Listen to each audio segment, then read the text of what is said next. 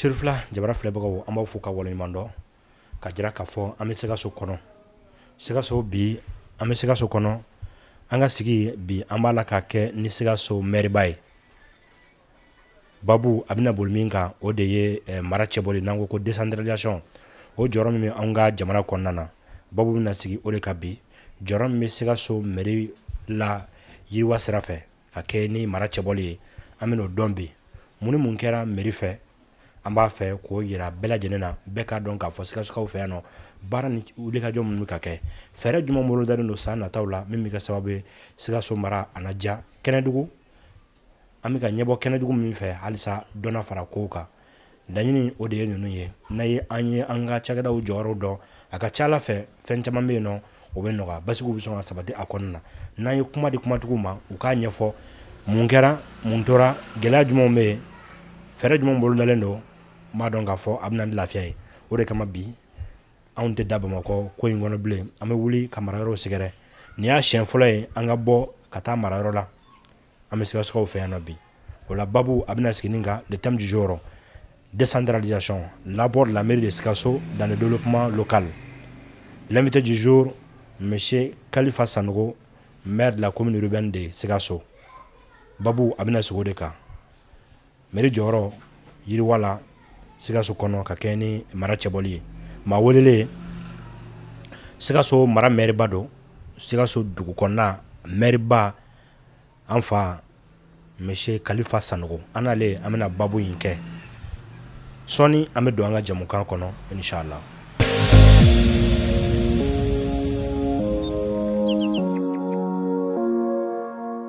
Monsieur le maire an bɛ fɔ k'i waleɲuman dɔn i sɔnna k'an bisimila walasa ka kuma mairie jɔyɔrɔ kan yiriwa nasiraw kan. N bɛ foli di aw yɛrɛ ma ka bɔ Bamakɔ kana Sikaso kana an ɲininka fɛn dama na a diyara an fana ye quoi n bɛ aw fo la.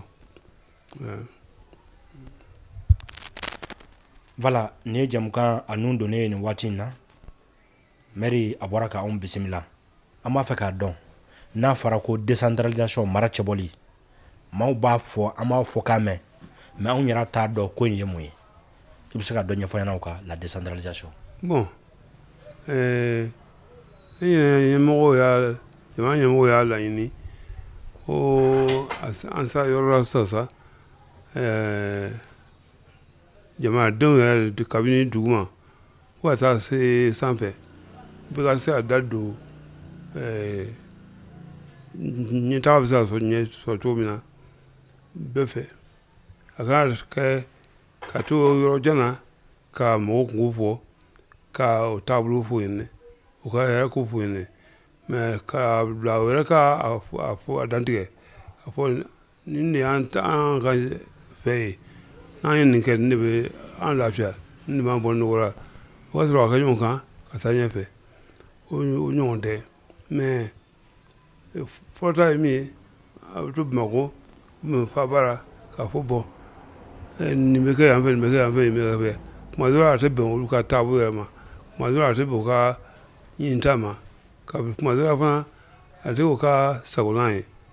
mais n'a nana ɲini olu fɛ olu de mɔgɔw yɛrɛ fɛ dugu ma k'o ɲininka a bɛ fɛ nin ka kɛ a yɛrɛ taabolo dumayara a bɛ fɛ ka mun k'a la a yɛrɛ n'a ko a kɛ ten a yɛrɛ ta baraka ye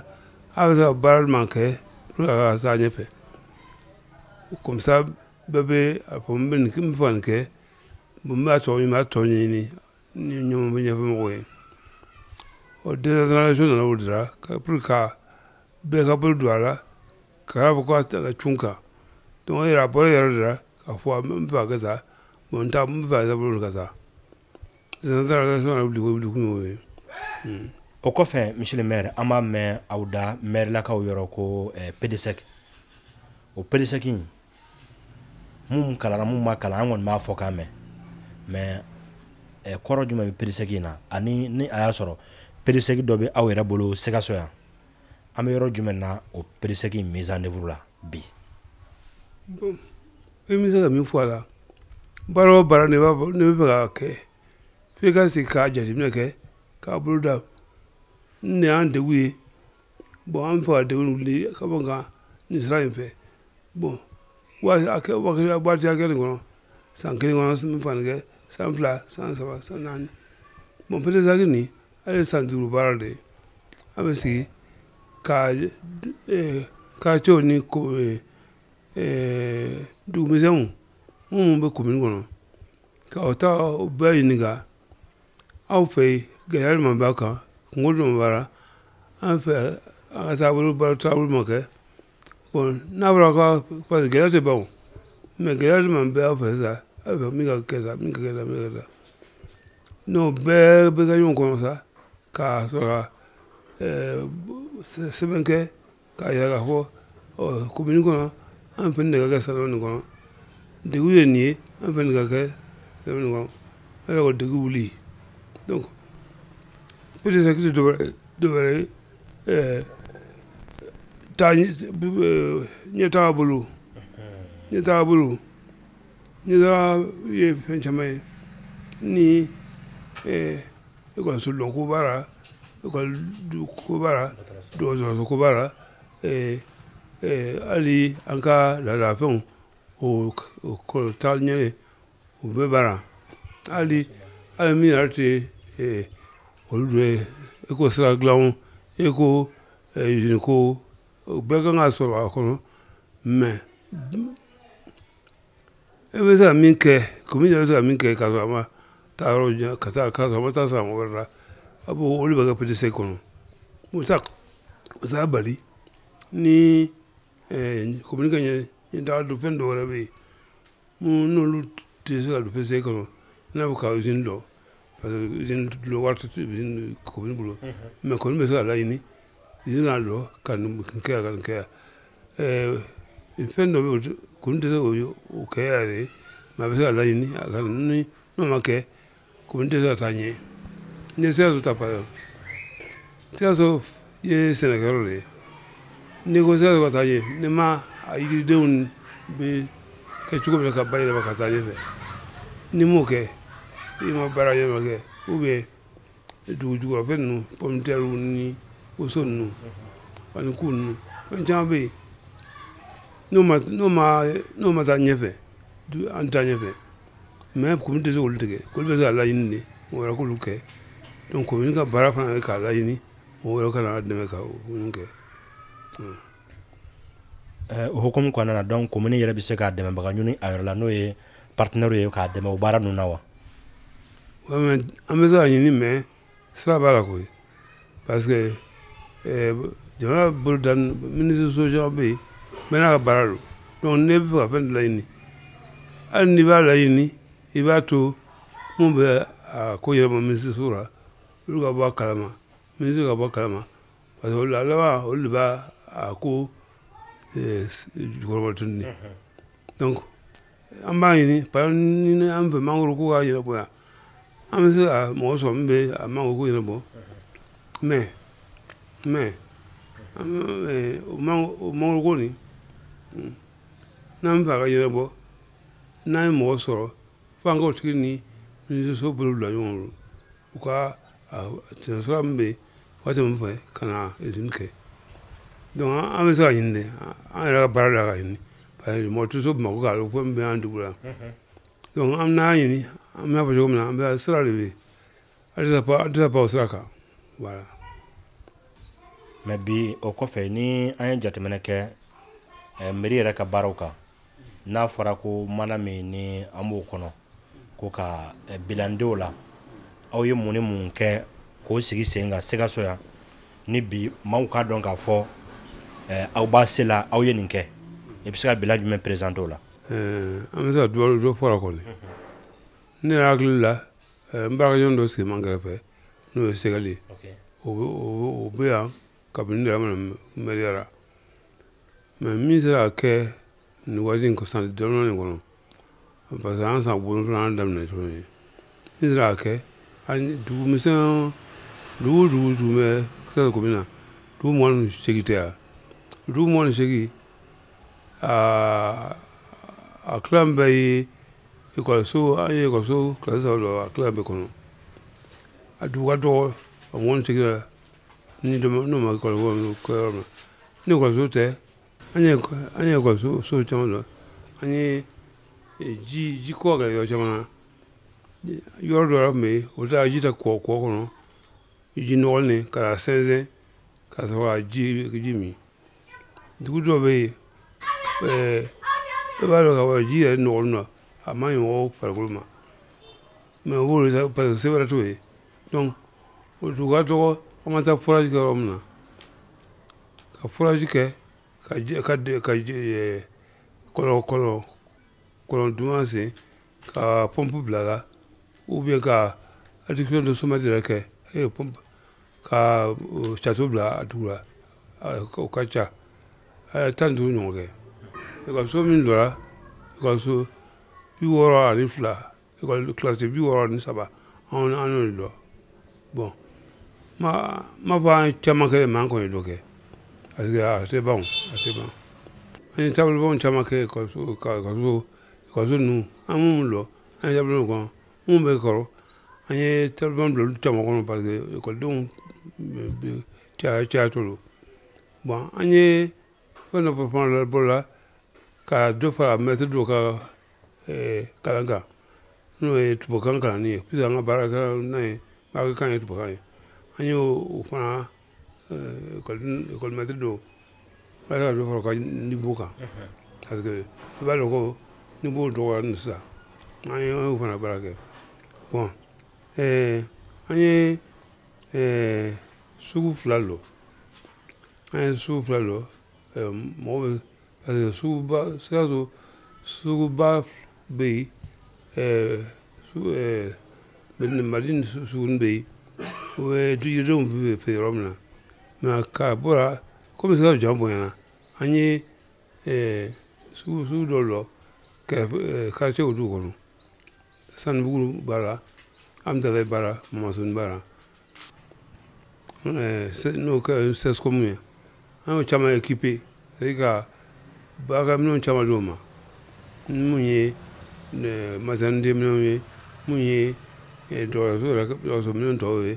an chama di c'est comme doma ali nyina ali sam plan dodi ali nyina ra dodi bon maintenant hôpital bara o te anga ko mo me ani du do be jina na wo jumelage o lu ande ka ya so hôpital ba ka mo kala mo mbe o ta ka bendo kala o bribla gar yo kana o anga jenyo ba ga ndo du France du ani ambulance do ni ga do ma fa ani baraka mendo fa donc ni wo bala bilanka bilanka no ai sa chama glan fa ai sa ya chama glan me wari o te bonku parce que am la wari la yin ni kana donc faut gouvernement kan demara donc avec sa chama glan ni gouvernement la en demara wari ma beaucoup mi la ko on na ni ai sa nya ya na bi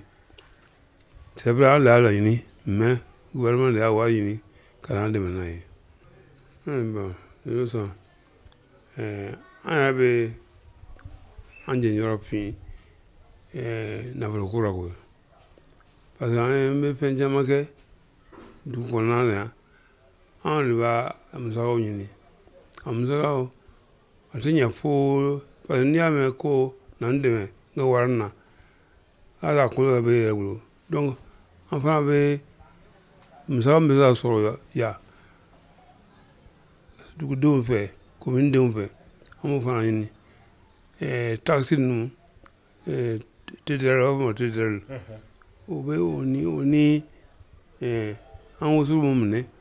ani abe ma zam be o location nu penja be ambo do amu ara musa du kan re ni ya sa anga sara barakara sara ube anta ni roshi an yara ba sara siya so amerika bon agan komunika bon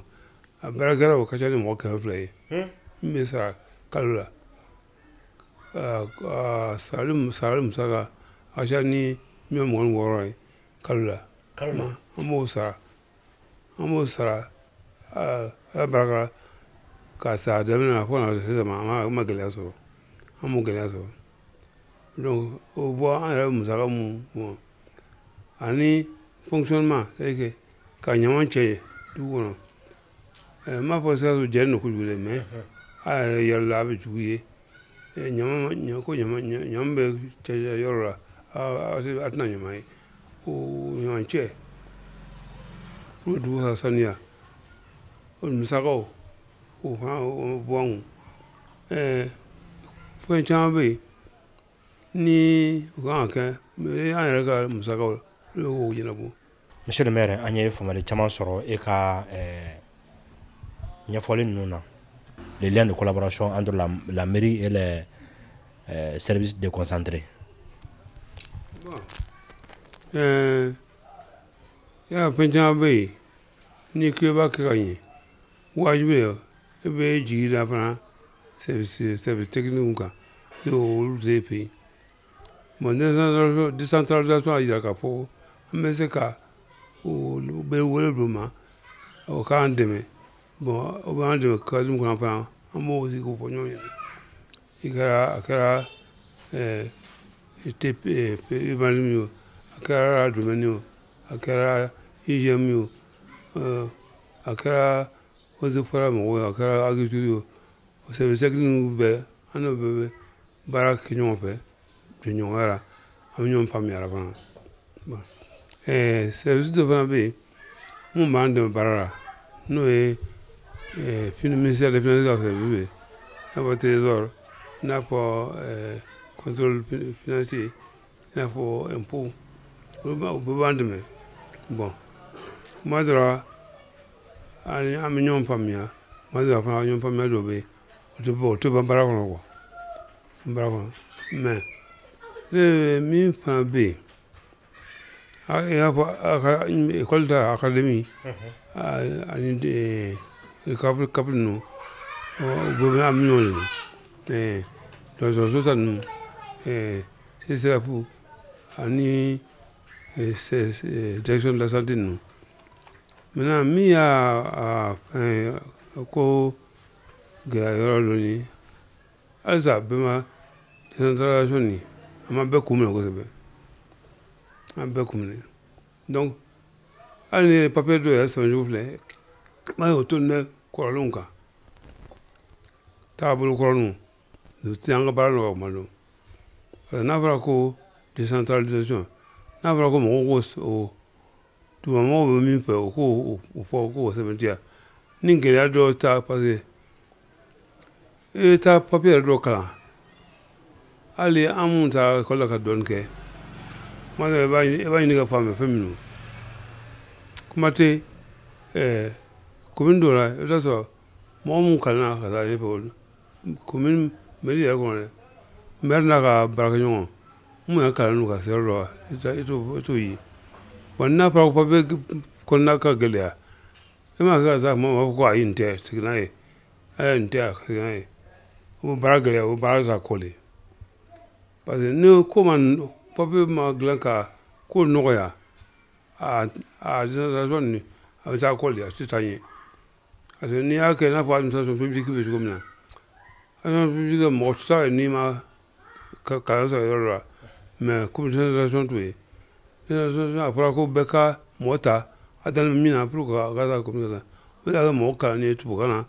ya mo ka ni arab kana ya mo ka ni an ka ba ga ne ko ka sa papier do ka to dora ka papier se ka gelea ka se bo gelea man do mi ra se o be do fa ne bi se am do fa ne o ti bara no ya ko donc o be nga bara man do ne ma fu ma joge ne kana do ni man do ne o ti nyon pa mi ara de nyon pa mi parce que amba fami kana afo antifangele kana ko do ba fo ko ay te kaza. Monsieur le maire an ye famali caman sɔrɔ n'o hukumu kɔnɔna na ala ni sababu la bi Mali maire caman bɛ yen nɔ minnu n ka degun gɛlɛya m'u kan e y'a ta k'a ɲɛfɔ hakilina kura mun be an b'a sira la ko Mali kura nalima la k'a fɔ e filɛ k'i da don gɛlɛya mun nana kɛ sababu ye don nataw la u na fɛɛrɛ kɛ ka ni gɛlɛya ninnu lajɛ ka ko di a tigiw ma tɔgɔ dalen ja an m'a faamu o kɔrɔ tɔgɔ dalen don maire la ko fanga dɔ b'u bolo ka sɔrɔ a tɔgɔ dalen don mais a fanga yɛrɛ t'u bolo an y'o de faamu na nin kɔfɛ an b'a fɛ ka ɲɛsin ma o dugukolo ko ye bi monsieur le maire jamana in kɔnɔ dugukolo ko ni donna an ka kiribon kɔnɔna na ni plateau kelen kan Mali juge caman nana yan ani juge caman sigira ani avocat caman sigira ani notaire sigira ani UC commissaire de justice sigira dugukolo ko kan a kuma cayara juge ko bi tribunal kɔnɔ n'olu ka kiriw ta k'a lajɛ hali duguba kɔnɔnaw na i b'a ye k'a fɔ 100 o 100 80 o bɛɛ ye dugukolo ko n'a a nɔfɛkɛlaw ye ni kɛlɛw ma sɔrɔ a la papiyew bɛ ɲɔgɔn sɔrɔ ɲɔgɔn na dɔw bɛ kɛlɛ ka tɛgɛ se ɲɔgɔn ma o n'a ɲɔgɔnna caman o bɛɛ ye dugukolo ko ni a nɔfɛko ye ɔ bi Sikaso kɔnɔ yan aw ka mairie ka compétence kɔnɔ dugukolo ko aw kɛn bɛ ka a ko ɲɛnabɔ cogo jumɛn aw ye fɛɛrɛ jumɛnw sigi sen kan walasa dugukolo ko in mankan mun ni kɛlɛ mun b'a la ka se ka ɲɛ sɔrɔ u la. Ɲininkali kɛ ɲininkali a ma nɔgɔn saa dugukolotigi fɛ yen ale b'a fɔ ko nin bɛ taa yɔrɔ nin na an b'a sɛgɛn ma n tɛ feere mɛ kabini tubabu nana k'a fɔ ko gouvernement ta dugukolo bɛɛ ye gouvernement ta dugukolo bɛ yɔrɔ min na ko mɛ ko bɛɛ dugukolo bɛɛ gouvernement ta ye donc sanni feere na don a la de ka ko gɛlɛya an bolo ka ko gɛlɛya donc tubabu taara mɛ an tora sariya kelen kan ko loi foncière code foncier code domanial an bɛ code ta mɛ an b'a bɔ tubabu de kan tubabu ta sira kɔsa nalen commencera ka droit coutumier ko fɔ mɛ hali o la a bɛ sariyaba de kɔnɔ code foncier tant qu'an ma segin an yɛrɛ ma parce que décentralisation fana ye an ka segin an yɛrɛ ma tant qu'an ma segin an yɛrɛ ma ko dɔ la a ko bɛ gɛlɛya donc sanni fɛn ma don ko la namara bɛ cayara mɛ n'a tora ko dugukolotigi ka ɲɛbɔ a b'a dɔn k'a fɔ ne nin di karimasina ni mɔgɔ ka Sénégal la donc a tɛ se ka mɔgɔ tɛ se ka di mɔgɔ wɛrɛ ma mɛ n'o bɛ taa ka taa yɔrɔ dɔ suma yɔrɔ la diɲɛ nana ye dugu kɔnɔ ka na kɛ tan ka papiye bɔra k'a k'a yɛrɛ ta ye kuma dɔ la i bɛ taa sɔrɔ ani a taara kɛ yɔrɔ min na o tigi yɛrɛ t'a kalama o bɛna bɔ kalama ma mun yɛrɛ y'a tigi n'o sera ko bɛ se ka baara kɛ o bɛ taa sɔrɔ mɔgɔ bɛ yen bon min taara papiye bɔra o bɛna o wele tribunal la n'o nana tribunal fana b'a papiye filɛ n'i y'a tigi bɔ i t'a ka bɔ yen e dun faw ni mɔcɛw tun b'a yɔrɔ sɛnɛ mɛ nin bɔra dugu kɔnɔ ka na a y'o koli se b'a ye ka taa papiye bɔ a la e ɲinɛ ma donc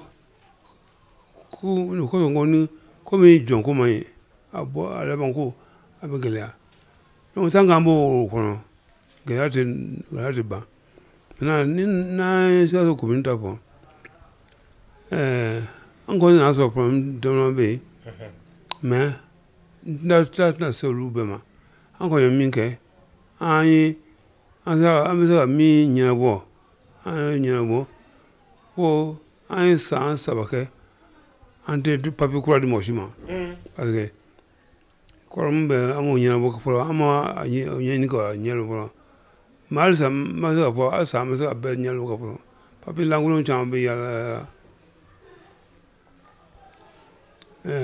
dɔw bɛ taa n'an tribunal la ko papiye b'olu bolo i b'a ye k'a fɔ papiye lankolon don papiye fu don mɛ an kɔni ye san 2017-2018 an m'an da don dugukolo ko kuma na fo min nana ko ka a filɛ n'a sɔrɔ a ta ye papiye min b'a bolo est-ce que a ka ɲi a ma ɲi an bɛ registre filɛ registre min bɛ yan kabini a mɛnna depuis 70 yɔrɔ papiyew bɛ yen 70 yɛrɛ don dɛ kabini Sikaso yɛrɛ ye Sikaso ye kabini tubabu nana waati min na an sigi bɛ yɔrɔ min yɛrɛ ɲɛ so min yɛrɛ kɔnɔ ni ne fa ye so sɔrɔ en 47 o papiye bɛ yen papiye bɛ n bolo Donc, nous n'avons pas pu vérifier. On m'a vérifié que c'est un dia pour tiens au chende. Encore une barake, on baraka ça. Mais sans problème que on connaît. Maintenant, comment il y a eu dit, mais depuis 2011, tu te penses au cas où viabiliser, comment ça c'est si de roule au cas viabiliser, quand il y a le blanc, nous t'avons marché, quand le casé. Bah, au retour de la commune, cabine 2011, ça m'a camaré. Bon, barama, c'est ça sur le gros. Un an, année, année ko, au blas 5 ans, ko baradamne. Année, bara que tu dis, ka commission bla, ou ça, mon bé, au corona, au réseau manqué. A commission là, médecine bara, IGM, l'Institut géographique au Simbara, domaine au Simbara, urbanisme au Simbara, quartier MB Tabiabisi, au conseil plat, voilà, pour que au conseil à poco, tiens, un tigimba, tiens, un tigimba. Bon, donc, aux commissions, on est baraqué, on a que Bangona, on a que Boulamo, on a que Bamabula. Bon, je dois quartier plat, ni comme ça, quoi, ani monsoni. Donc, anyo baradamne, bon, ni mboro kona, na social de mina, un papier kaduma, construction urbaine d'habitation, ni permis, regarde ni sol mayara. Bon, na tawa, abanyo, ni mo chama banga, ya do clé no, no clé. Na namboro nyora kalama, amba se ka a redresser, maman non. Mais ba mbekara avec pour que vraiment gele kan tia ko du ma ka jojo gele bekara mais anama kan tia pour en ta so papier kendi yo ken papier de mo vraiment ndo amo ke pour on na so tia be na ayo tanga bara on du ko ta ro mais nyaw jo do ko ni na mo ko ni mo e pli joma il a mo ko ko na pli parce que tu n'as tout bu kana am baraka sa bu sen de an sa bu sen be pli ka gron to bu sara amol dar sa a ko do ma ko do ma pape pe na ro sen ba ko no ne ko ba abayema an kana ite so kulo yama c'est-à-dire kulo yama ran soro quoi comme ça peine de fois to kana an ça fo peine kana an ça fo pla kana ça fo bo kana o kulo yama mo dun an ba fo o ni pli joma la ko be ko na pli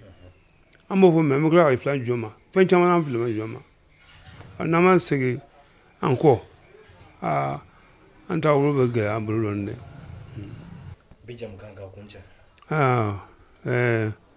akona kana aniga décentralisation ko na jarani mo nya fo as beza fo ko beza fo me am gala ga ngana anyolu fo ni mo saka akito ro dora ka bara no ya commune bulu parce que ni ko be fam me ke administration publique la ke bo ke commune na bi donc wajibu le commune bla ko wajibu le aba ko mi do ra fa de fe commune ta yen parce que a le bolu ka fana bon parle ne fait o ka fo papier ko pa ndi ma ne ma mne ka wo bna de ma di amanchale ko le pouvoir s'arrache le pouvoir ne se donne pas et o chama ba gripo ka ba kora avec tout le monde donc ils sont pas dans l'esprit de la décentralisation ko en ba ga loni mais ni ɲɛmɔgɔ de bɛ se k'o ya sanfɛ. la population de Sikaso. Sikasokaw bɛ min ɲini Sikasokaw fɛ halisa an ka jija taxe min kan ka sara an kan ka baara min kɛ sensibilisation min kɛ an kan ka ɲɛyɔrɔ min kɛ faso dilan na parce que mɔgɔ tɛ bɔ ka na i dɛmɛ ka ko la ni yɛrɛ de ka dɛmɛ i yɛrɛ ka baara kɛ n dɛmɛ n ka wari na o y'a sɔrɔ wari kun bɛ n bolo hali n'an dɛmɛ hali n'an dɛmɛ ni yɛrɛ tɛ dɔ kɛ a b'a tɔn dɛ donc n bɛ min sera o kan an ka jija an yɛrɛ ka an bɛ se ka an jɛyɔrɔ min f'i an k'o f'i o bɛ an kuma ja kɛnɛma ka o fɛn ɲini ka an fara an kan mais ne tɛ dɔ kɛ ko ka taa dɔ ɲini ka na mɔgɔw bɛ tigɛra donc an bɛ jija an bɛ dɔ kɛ n b'a ɲini Sikasokaw fɛ halisa an ka jija jijara dɔ kɛra dɛ mais ne kɔni fɛ an bɛ se ka dɔ kɛ halisa caman yɛrɛ. Sherifla teleso lajɛbagaw jɛmukan sariya bulon don an b'a yira aw la k'a fɔ an bɛ Sikasokaw fɛ yan nɔ nin waati in ani Sikaso maireba n'o ye monsieur Kalifa Sanogo an n'ale kun sigira ka masala décentralisation kan ko tɔgɔ dara mairie la ka fanga dɔw d'a ma sɛbɛn kɔnɔ mais mun bɛ ka waleya o n'o tɛ kelen k'a fanga d'a ma papier kɔnɔ ko fanga b'i bolo mais kɛnɛma o tɛ se ka waleya n b'a ɲini jamana faamaw fɛ ni gɛlɛyaw kɔni bɛ bi jamanadenw kan u ka fɛɛrɛ kɛ don nataw la ka sariyaw yɛlɛma kumakan minnu fɔra kɔnɔ k'a ta k'a di maires ma k'u kalan k'u bilasira a la ka majolenw fana di u ma u yɛrɛ dalen mɔgɔ minnu ni mun bɛ se ka baara kɛ ne de b'a la k'a fɔ n'o kɛra jamana in an b'a fɛ k'a kɛ min ye a bɛ sɔn ka kɛ o ye aw garisɛgɛ kun ye ne bi sariya bulon jɛmukan kɔnɔ an bɛ Sikaso yan waati nataw la an na jɛmukan wɛrɛw sɔrɔ sariya bulon jɛmukan kan Sherifla Jabaramuso la